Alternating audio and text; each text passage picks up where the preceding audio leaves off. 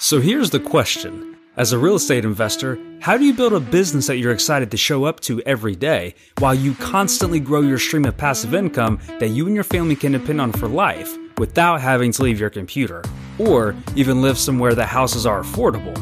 That's the question, and this podcast will give you the answers. Welcome to the Virtual Real Estate Investing Podcast with your host, Brian Elwood.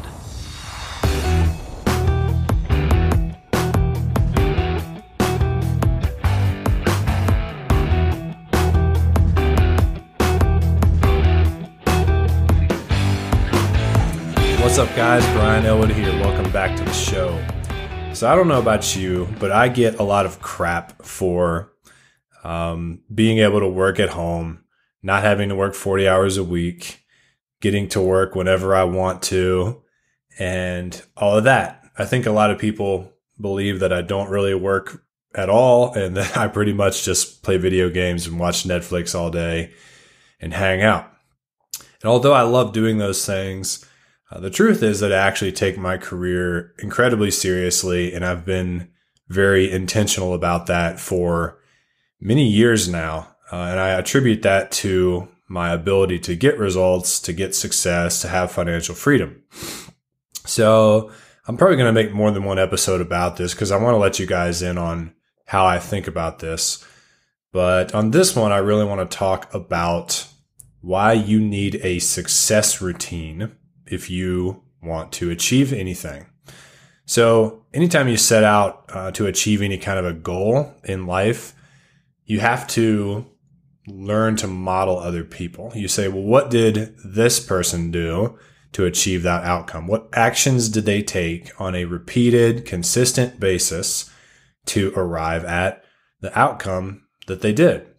And how can I model them? And then once you figure out what those actions are, what are the activities you need to do, and if you're in the right mindset, so you're ready to take action, you're not trapped by fear anymore, then you have to put those items into some kind of regular routine that you follow each and every week. So one of the biggest problems is that people wait until they feel like it to do things, and that is an absolute recipe for disaster. It's a recipe for failure. Your emotions about things are always going to go up and down. You're wildly going to swing in one direction or the other. Some days you might feel just bulletproof and motivated and like you can accomplish anything. And other days you just literally don't want to get out of bed and don't care about anything. And that's just how life is. That's how it's going to be.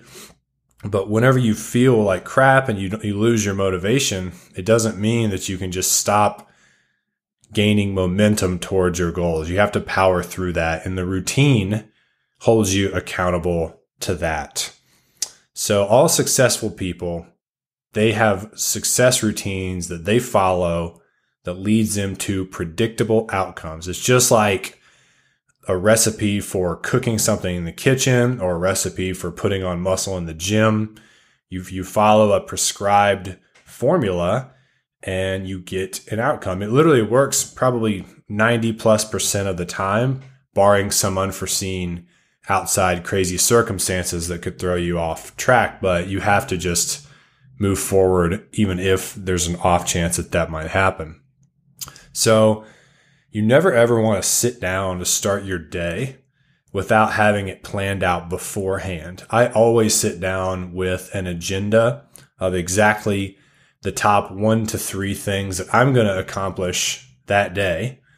And I plan that out the night before. So when I sit down at my desk, I know exactly what I'm doing every hour block that I'm working that day. It's very, very intentional. And all those activities are linked to achieving my long-term goals. So the daily goals that you set, which you should never set more than 1 to 3, are always going to be linked to whatever the long-term objective is that you're trying to accomplish. If you're trying to buy more rental properties, what do you need to do? Well, you need to have money for that. So part of your success routine better be networking with private money lenders and local bankers and getting financially backed, which I do that once a week. I have a blocked out time where I work on my relationships and make phone calls to lenders and line up more cash so I can buy more properties. What else would you need to do? Well, you need to actually make offers on the things that are already out there, which means you need to analyze what's available. So you'd have a spot in your routine for analyzing deals, and then actually another spot for writing real offers. Can you see how all of this adds up to you achieving your outcome? You literally create a recipe or a formula for whatever it is you're trying to do and just put it in your actual week. Like Tuesday is my private money lender day. Thursday is my offer writing day, or whatever it is. I mean, this is literally what I do, and I don't ever skip over it just because I don't feel like it. And that leads me to my next point, is that once you set this routine, you have to become a man or a woman of your word. You got to do what you say you're going to do. If you say you're going to complete the routine, then do it. Because every time you fully complete everything that you said you would each day, it sends positive internal feedback to yourself that says, I'm a winner. I'm productive. I'm successful. I always do what I say I'm going to do. And it just makes you that much more likely to continue doing this in the future.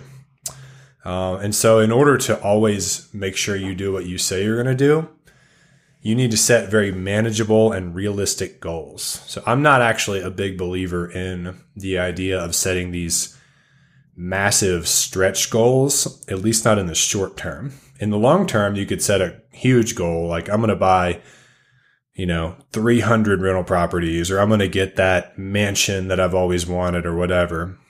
That's fine. But in the short term, like what you're going to accomplish in the next 3 months or 3 weeks or 24 hours, those goals need to be manageable, right? You just keep planting the flag a little bit ahead and then moving towards it. Once you get there, you plan it a little bit further. So a buddy of mine wanted to start running, and I have another guy, who's really into fitness, that he was asking for advice, and I was just kind of sitting there listening. And the guy who wanted to start running was like, man, I don't know where to start. I'm so terrible at running. I'm scared that I won't even be able to do it at all. And then my buddy who was real physically fit, what he said, I loved. He said, all right, man, just literally walk out to the end of the driveway at your house, turn in either direction onto the street, and jog to the next mailbox. And then the next day, jog one more mailbox down the street, right? And every day that you go running, add one more mailbox to your run. So we're talking about 20 yards extra every day. And in the very beginning, just running to your neighbor's mailbox, it's ridiculously simple. It's ridiculously achievable, right? It's almost like a joke. It wouldn't even be a good workout. But that doesn't matter because it's so easy that you're going to definitely accomplish it, which means you're going to stick with it. And eventually all those mailboxes are going to add up to a pretty decent run. In fact, that probably wouldn't take more than a month or so before you're going on, a decent run, especially for somebody who's out of shape. And then imagine a year, how far that person could be running if they stuck with it. And don't you think it's manageable to just run to one mailbox further than you did the previous day each time? It's such a barely noticeable difference that it's not going to cause you a whole lot of pain. So I absolutely love that analogy, and I believe that goals should be set like that so that you can achieve them, and so that you can send that positive internal feedback to yourself. Because if you set goals and then you just give up on them and don't achieve them, you're just going to be so down on yourself, and you're not going to want to continue to set goals or push yourself in the future. So getting back to your daily schedule, never ever come up with more than 1 to 3 things that you're going to do each day. And again, those things need to be linked to your longer term goals. And always ask yourself, is what I'm expecting of myself today manageable and achievable? In other words, is it realistic that I can finish it within this day? Now, notice I didn't say, is it super comfortable? Because there are things that are going to push you out of your comfort zone. Like the first time you make a phone call to a private money lender, it's going to be scary and fearful, but it also only takes 5 minutes, right? So it's definitely doable within a day, but it's going to stretch you in terms of your comfort zone. But the good thing about stretching your comfort zone is that your comfort zone gets bigger every time you stretch it out. And the bigger your comfort zone is, the more things fall within your comfort zone.